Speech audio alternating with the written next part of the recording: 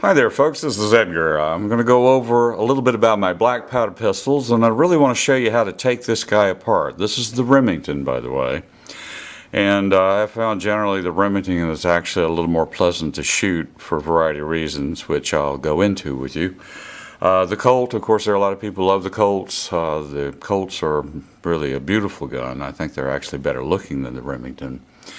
And they have a certain feel to them that people love. They point well, but the Remingtons really are more reliable. One comment, I'm going to take this apart, by the way, so you can see what it's like to truly take them apart and clean them. One thing I will note, people are constantly telling me about how, gee, I'd really like to try black powder. Everyone seems to be attracted to it to some extent until they actually get to doing it. Look, the one comment I would say is if you really enjoy tinkering with your guns, you like taking them apart, you like cleaning them, you just like everything about dealing with the maintenance of your weapons, black powder might be for you.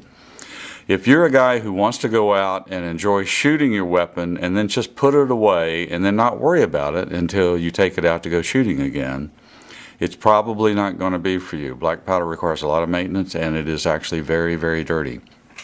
Black powder smells, it's smoky, which is part of the attraction to me, and it's a lot of labor. Now I'm going to go in a bit to that. One other comment about cleaning. There are a couple of approaches to this. Some guys talk to you about using very hot water with soap. Others will tell you that it's a little bit like seasoning your old cast iron pan. You don't want to use soap on it or detergent. Hot water maybe, or the black powder solvent. I'm not really sure why you would want to fry your eggs on your black powder pistol. I'm not convinced about the seasoning part, but I've submitted to it, so the only things I use are either the solvent or really hot water that can rinse away some of the residue and then make sure it dries quickly. And I do use all natural lubricants. Anyway, the basic breakdown on this little guy. You have to take the first part of it is you take this little screw here out. Make sure you get a screwdriver that fits well on it. You don't want to over torque these screws either when you put them back in, because they are fairly soft iron. This is not a hard steel pistol. You make sure you capture that and you put it in a safe place. The most safe place that you can have is in your shot glass, which of course you can use later for something even more funner. Take the pin off. That'll take the rod out, the center rod that goes and holds the cylinder. You can pull the ram out, cock it a little bit, and out comes the cylinder. Now that's a good part of the basic breakdown. We're going to end up scrubbing this a little bit. These things, you really want to use either really hot water pouring down through there, because you've got to get these clean. And there's one other thing that I do that's sort of a little bit of a trick. I'll show you what I do with my pipe cleaners. It makes them act a little bit like a spring. Next part, to be able to shoot, don't knock over your shot glass. We're going to take this off.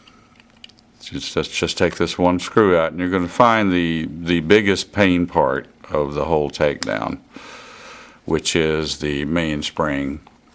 With the Colt, this is a lot easier. Their mainspring is really not anywhere near as hard to deal with. With this one, it's pretty well pocked in there, and the pressure's pretty high on it. So you're going to have to knock that out. And the best way to do that is to either use a piece of wood or use a screwdriver. Now, I'm an idiot here. You got to loosen the screw here that holds the tension, so you can detension it a bit. You can leave that screw in there, then just knock it out. It's not going to fall anywhere. It just falls out. Put that aside. Next part, you're going to take that trigger guard off. Relatively easy. Remember, these are soft screws. Put that aside in the shot glass. Trigger guard slips off on this guy. Now you're going to see the main parts. The parts on the Remington are extremely similar. They're very, very similar to the parts on the on the Colt. The only big difference is that there's only one screw holding the bolt, what's called the bolt or the trigger bolt, and the trigger in. On the Remington, with the Colt, there's two. There's a screw that holds the bolt, and there's a screw that holds the trigger separately. But anyway, you take the spring screw out. There's a trigger spring, and I'll show you what I mean by the trigger spring. You use proper size screwdriver to take the trigger spring out.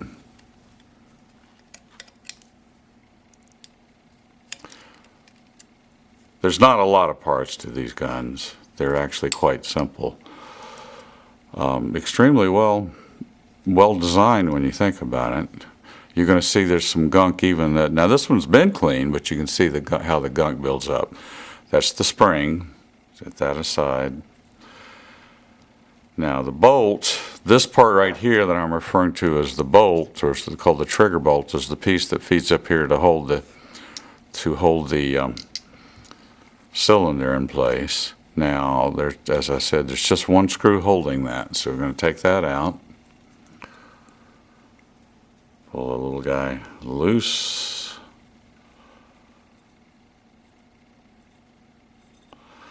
Put it in our handy dandy shot glass, and out comes the trigger. And out comes the bolt.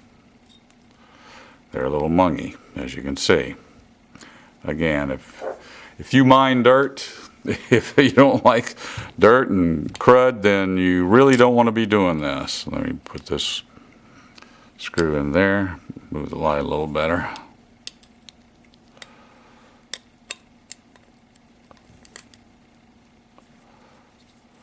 Loosen that up. Now this is going to be where we take the hammer out. Set that aside. On this one, on the Colts, it's a lot easier because the hand isn't screwed. On the Remington, the hand has a little screw there. So you push this down, and you can see this small screw that holds the part that's called the hand. You've got to just push it down a little, get it revealed enough that you can get to the screw. Undo that. Undo it all the way.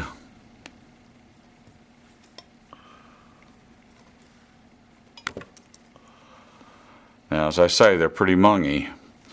Put that in a screwdriver. Then what you can do is you can lift it up and out of the way. Now, the hand might, if it's gunky like this one is right now, the hand may just kind of stay slid in there, and you can pull it out, and out she comes. The hand is the part that actually does the ratcheting action. This is the portion right here that actually catches on to the cylinder and rotates the cylinder. It's referred to as the hand. Now, once you get that like that, you want to scrub these down extremely well. I use a lot of hot water, and then I use a little solvent. I use pipe cleaners to get inside this, and I run, I like bore butter to put down through the bore and to put inside the cylinders on the cylinder. Put inside the cylinder itself using bore butter with a light coating. You can also use, obviously almost any other good lubricant. One thing I'll talk to you about, though, is that, like the old timers will tell you, you don't want to use modern lubricants. What happens with a modern lubricant is the mung you see that develops in here is even worse than what you see on this one. And you can see it's pretty bad. With the modern stuff, it turns it into this thick, tar, ugly gunk. And, it's just a mess to deal with. Now, basically, you put it back together in exactly the opposite direction of that. Now, there is one other little thing I wanted to show you, which is just sort of a trick on cleaning this guy. To get inside it, what I do is I take a pipe cleaner and I double it up twice. And then I will use, a black powder solvent to scrub this out. And I take, a patch, I wrap it around this to go down inside, jiggling around inside to get it good and clean. This acts like a little bit of a spring And that spring action keeps that patch in there so that you can really get to the sides well. And you do want to scrub it out pretty well. These guys will rust up pretty badly if you don't do a decent cleaning job. I'm going to actually put this back together, off camera, but I think you get the idea of what you have to do to keep these things functioning. They're an incredible amount of fun, and these weapons are astoundingly accurate. You go out to the range and you pretty much will match up the guys who have the modern weapons. Obviously not something that's a serious target pistol, but any of the old standard, any of the typical modern weapons, this thing will shoot right along with them. Anyway, I hope you enjoyed it, and this is Edgar saying goodbye.